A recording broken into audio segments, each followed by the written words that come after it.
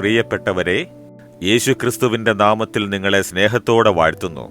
ഈ പ്രഭാതം നിങ്ങൾക്ക് എങ്ങനെയുണ്ട്? നന്നായിരിക്കുന്നുവോ? സന്തോഷമായിരിക്കുന്നുവോ? ഈ സ്ഥലം കണ്ട് സന്തോഷിക്കുവിൻ. നല്ല ഭംഗിയുണ്ട് അല്ലേ? പുറകിലൊരു ഭംഗിയുള്ള മല, ഒരു ഗ്രാമം, പിന്നെ കുറെ വീടുകൾ, ധാരാളം ജനങ്ങൾ വസിക്കുന്ന സ്ഥലം, മനോഹരമായൊരു ദേവാലയം. ഇത് യൂറോപ്പിലെ ഓസ്ട്രിയ എന്ന രാജ്യത്തുള്ള ആൽപ്സ് മലയുടെ ഒരു ഭാഗമാണ്. ഈ ആൽപ്സ് മലയുടെ അടിവാരത്തിൽ ഇതുപോലെയുള്ള പല ഗ്രാമങ്ങളുമുണ്ട്. ഓരോ ഗ്രാമത്തിലും ഓരോ ദേവാലയമുള്ളതായി കാണാൻ സാധിക്കും. ഇത് കണ്ടോ? വളരെ നല്ല ഫലഭൂയിഷ്ടിയുള്ള സ്ഥലമാണിത്. ഇവിടെ വസിക്കുന്ന ജനങ്ങൾ അനുഗ്രഹിക്കപ്പെട്ടവർ തന്നെയാണ്. പക്ഷേ യേശുവിനെക്കുറിച്ച് പൂർണ്ണമായി അറിയണം. ഒരു കാലത്ത് ഇത് ക്രിസ്തീയ രാജ്യമായിരുന്നു. ഇപ്പോൾ അടുത്ത തലമുറ ദൈവമില്ല എന്ന ഒരു സ്ഥിതിയിൽ എത്തിയിരിക്കുന്നു.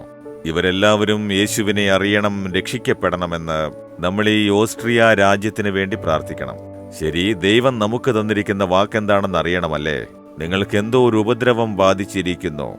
വീട്ടിൽ ഉപദ്രവം സഹിക്കാനാവുന്നില്ല ബ്രദർ. ജോലിക്ക് പോയാൽ അവിടെയും ഉപദ്രവം, ബിസിനസ്സിന് പോയാൽ അവിടെയും ഉപദ്രവം. ഈ ഉപദ്രവത്തിന് ഒരവസാനവുമില്ലേ എന്ന് വിചാരിക്കുകയാണോ? ഈ ഉപദ്രവങ്ങൾ നല്ലതാണെന്ന് നിങ്ങൾക്കറിയാമോ?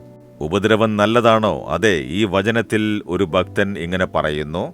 119 സങ്കീർത്തനം 71 വാക്യത്തിൽ, നിന്റെ ചട്ടങ്ങൾ പഠിക്കാൻ തക്കവണ്ണം ഞാൻ കഷ്ടതയിലായിരുന്നത് എനിക്ക് ഗുണമായി. അതിനാൽ അങ്ങയുടെ ന്യായപ്രമാണം ഞാൻ പഠിച്ചിരിക്കുന്നു. അപ്പോൾ ഉപദ്രവമുണ്ടായത് നല്ലതെന്ന് പറയുന്നു. അതിനാൽ അങ്ങയുടെ ന്യായപ്രമാണം ഞാൻ പഠിച്ചിരിക്കുന്നു. അപ്പോൾ ഉപദ്രവം നല്ലതല്ലേ? എന്താ ബ്രദർ പറയുന്നത്? ഉപദ്രവം ഇല്ലാതിരിക്കണമെന്നാണ് ആഗ്രഹിക്കുന്നത്? ആദ്യം ഉപദ്രവം നല്ലതാണ് എന്ന് ഏറ്റെടുക്കണം. ഉപദ്രവം മുഖേന ദൈവം നമുക്ക് പല കാര്യങ്ങൾ പഠിപ്പിക്കുന്നു. നമ്മെ ഉപദ്രവിക്കുന്നത് കാണാൻ ദൈവം ഇഷ്ടപ്പെടുമോ? ഇല്ല. അതേ ഉപദ്രവത്തിന്റെ പാതയിൽ നടത്തുന്നുണ്ട് എങ്കിൽ നാം ചില കാര്യങ്ങൾ പഠിക്കണം. ഞാൻ കടന്നു വന്ന പാതയിലേക്ക് നോക്കുമ്പോൾ അനേകം ഉപദ്രവങ്ങളും കഷ്ടങ്ങളും ഞെരുക്കങ്ങളും സഹിച്ചാണ് വന്നിരിക്കുന്നത്. ഉപദ്രവം അവസാനിച്ചോ? ഇല്ല, ഇപ്പോഴും തുടർന്നുകൊണ്ടിരിക്കുന്നു. ഓട്ടം അവസാനിക്കുന്നതുവരെ, അഥവാ യേശു വരുന്നതുവരെ ഉപദ്രവങ്ങൾ ഉണ്ടാകും. ഞാനും ഉപദ്രവങ്ങളിലൂടെ പലതും പഠിക്കുന്നു. തുടക്കത്തിലൊക്കെ കഷ്ടം തോന്നി. പിന്നെ ഈ വചനത്തിന്റെ അർത്ഥം മനസ്സിലാക്കിയപ്പോൾ ഉപദ്രവം വളരെ രസകരമായി തോന്നി. ഞാൻ എന്താണ് പഠിച്ചത് എന്നറിയാമോ? ഉപദ്രവങ്ങൾ മുഖേന നാം എന്താണ് പഠിക്കുന്നതെന്നറിയാമോ? ഉപദ്രവിക്കപ്പെടുന്നവർ ഭാഗ്യവാന്മാർ, അവർക്ക് ആശ്വാസമുണ്ടാകുമെന്ന് പറയുന്നു. അപ്പോൾ ദൈവം നമ്മെ ആശ്വസിപ്പിക്കുന്നവനാണ് എന്നത് ഉപദ്രവങ്ങളിലൂടെയേ നമുക്ക് പഠിക്കാൻ സാധിക്കൂ. നമുക്ക് ഉപദ്രവങ്ങൾ ഉണ്ടാകുമ്പോൾ ദൈവത്തെ എങ്ങനെ വിശ്വസിക്കണം എന്ന് പഠിപ്പിക്കുന്നു. ഉപദ്രവങ്ങളിൽ എങ്ങനെയാണ് ശാന്തത പാലിക്കേണ്ടത് എന്ന് ദൈവം പഠിപ്പിച്ചു. ഞാനത് പഠിച്ചു. ഉപദ്രവിക്കുന്നവരെ എങ്ങനെ സ്നേഹിക്കണം, എങ്ങനെ അവരോട് ക്ഷമിക്കണമെന്ന് യേശു പഠിപ്പിച്ചു തന്നു. ഉപദ്രവങ്ങൾ ഉണ്ടാകുമ്പോൾ പിന്നീടുണ്ടാകുന്ന നന്മകൾ എന്താണ് എന്ന് പഠിച്ച് ക്ഷമയോടെ ഉപദ്രവങ്ങൾ സഹിക്കണം എന്ന് പഠിപ്പിച്ചു. അതിനാൽ ഉപദ്രവങ്ങൾ ഉണ്ടായാൽ ദൈവത്തിന്റെ സാന്നിധ്യം മനസ്സിലാക്കാൻ സാധിക്കും.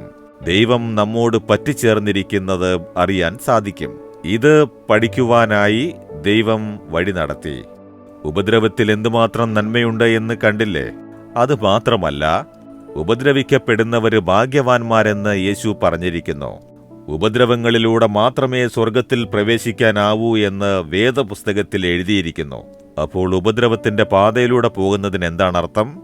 നമ്മൾ സ്വർഗരാജ്യത്തിലേക്ക് പോയിക്കൊണ്ടിരിക്കുന്നു എന്നർത്ഥം. നാം ശരിയായ പാതയിലൂടെയാണ് പോകുന്നത്. അപ്പോൾ ഉപദ്രവം ആവശ്യമുള്ളതല്ലേ? അതുകൊണ്ട് ഉപദ്രവമുണ്ടാകുമ്പോൾ എങ്ങനെ ക്ഷമയോടെ ഇരിക്കണം എന്ന് പഠിക്കണം. ഉപദ്രവങ്ങൾ ഉണ്ടാകുമ്പോഴും എങ്ങനെ സന്തോഷത്തോടിരിക്കണം എന്നത് പഠിക്കും. ഉപദ്രവങ്ങൾ ഉണ്ടാകുമ്പോൾ ദൈവത്തെ എങ്ങനെ സ്തുതിക്കണമെന്ന് പഠിക്കും. ഇങ്ങനെ അനേകം കാര്യങ്ങൾ ദൈവം എനിക്ക് പഠിപ്പിച്ചു തന്നു. അതാണ് നിങ്ങളോട് ഞാൻ പറയുന്നത്. നിങ്ങൾ പറയണം, ഉപദ്രവം നല്ലതാണ്. ദൈവമേ, അങ്ങേക്ക് സ്തോത്രമെന്ന് സ്തുതിക്കാൻ ആരംഭിക്കൂ. ഉപദ്രവം നിങ്ങൾക്ക് പ്രയാസമായി തോന്നില്ല, സന്തോഷമായിരിക്കും. വളരെ എളുപ്പം അതിനെ കടന്നു പോകും. ഇന്ന് നിങ്ങൾ ഉപദ്രവത്തിന്റെ നടുവിലാണോ ഉള്ളത്? എന്നും ദൈവം ഉപദ്രവങ്ങൾ തന്നുകൊണ്ടിരിക്കില്ല. അത് കടന്നു പോകുന്ന പാത മാത്രമാണ്. എന്നാൽ ഒരു ഉപദ്രവം കഴിഞ്ഞാൽ വേറെയൊരു ഉപദ്രവം ഉണ്ടാകും. ഉപദ്രവം മാത്രം മുഴുവനായി മാറുകയില്ല. ഓരോ ഉപദ്രവങ്ങളും കടന്നു പോകണം. അതാണ് ക്രിസ്തീയ ജീവിതത്തിലെ ഉത്സാഹം. അതുകൊണ്ട് ദൈവമേ, ഈ ഉപദ്രവങ്ങൾക്കായി സ്തോത്രമെന്ന് പറയൂ. ദൈവമേ, ഈ ഉപദ്രവത്തിന് സ്തോത്രം, ഈ കഷ്ടങ്ങൾക്കായി സ്തോത്രം. ഈ ഉപദ്രവങ്ങളിലൂടെ അങ്ങയുടെ ന്യായപ്രമാണം പഠിപ്പിച്ചു തരുന്നതിന് സ്തോത്രം. ഈ ഉപദ്രവങ്ങൾക്ക് നടുവിൽ അങ്ങ് എന്റെ കൂടെ ഇരിക്കുന്നതിന് സ്തോത്രം. അങ്ങയുടെ സാന്നിധ്യത്തെ അറിയാൻ സാധിക്കുന്നതിന് സ്തോത്രം. ഉപദ്രവങ്ങളിൽ എന്നെ ആശ്വസിപ്പിക്കുന്നതിന് സ്തോത്രം. ഉപദ്രവങ്ങൾ ഉണ്ടാകുമ്പോൾ ഞാൻ സ്വർഗരാജ്യത്തെ നോക്കി പൊയ്ക്കൊണ്ടിരിക്കുന്നതിന് സ്തോത്രം, സ്തോത്രം, സ്തോത്രം. യേശുവിന്റെ നാമത്തിൽ ആമേൻ, ആമേൻ. Jesus readings Malayalam YouTube channel subscribe ചെയ്യുക. ബെൽ ഐക്കോൺ ക്ലിക്ക് ചെയ്യുക. ഞങ്ങളുടെ ദൈനംദിന പ്രോഗ്രാമുകളെക്കുറിച്ചുള്ള അപ്ഡേറ്റ് ലഭിക്കുവാൻ